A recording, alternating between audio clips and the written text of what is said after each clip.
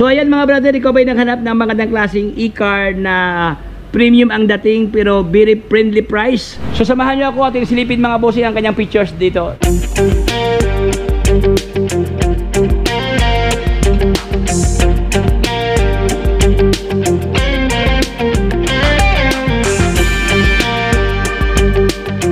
Okay, so yun mga brother, nakalagay Tianma electronic bike, no. So walang nakalagay masyadong decals dito, only here ito may nakalagay 750 SR, twin tube frame, ayan.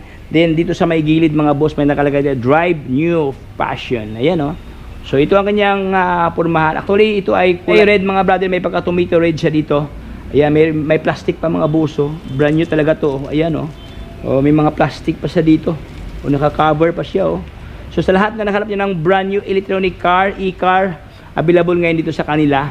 Ang kanyang gulong mga brother, naka-mags ng kanyang rim dito.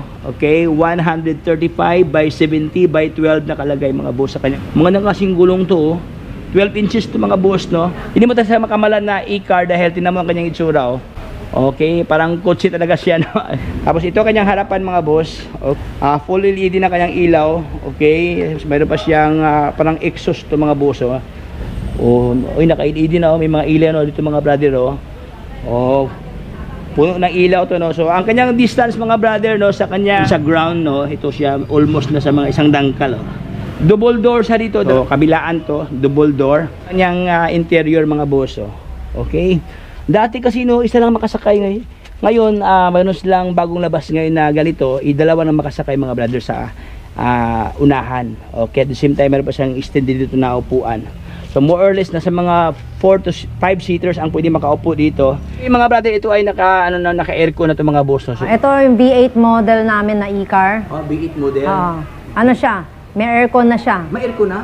Okay. Pag may aircon kasi 250,000. Okay, 250,000. Yung specs niya, 60 volts, 52 ampere. Meron na siyang Bluetooth speaker, reverse camera, may sunroof, automatic power window, 4-seater na siya, steering wheel na. Steering wheels na. Power window pa. Pwede na may kitang loob, ma? Sige po. Ayan. Steering wheel. Yan, that's yan. Ito yung pindutan ng ano. Pwede rin siya de-blower o de-aircon. Ano siya, nasa choice ng ano. Pwede siya. Pag blower only, 220. 220,000. Pag aircon, 250,000. Okay, pwede na pala difference, no? Yan. Ayan, no? Ganda, oh. Yan, power window, yan. Tapos may sunroof. Ma'am, mga ilang seating capacity dito, ma'am? 4-seater po. 4 to 5 seaters, depende sa, kasi sa likod ito, pwede ba ito 3 tao, ma'am, no? Pwede. Pagpayat to. Pero Pwede kung ano lang siya, adult, dalawa lang dito, so 4 seaters. Dati kasi yung mga ganito, ma'am, isang pwede na makasakay dito sa unahan, no? Dati, no? Ngayon dalawa na. Dalawahan na. Yan, yung bago ngayon. Meron siyang white, black, blue, red. White, black, blue, red. Red. Yan. Yan.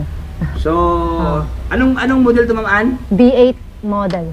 Sa lahat po ng gustong bumili nitong V8 e-car, punta lang po kayo dito sa Tianma Electronic Bike.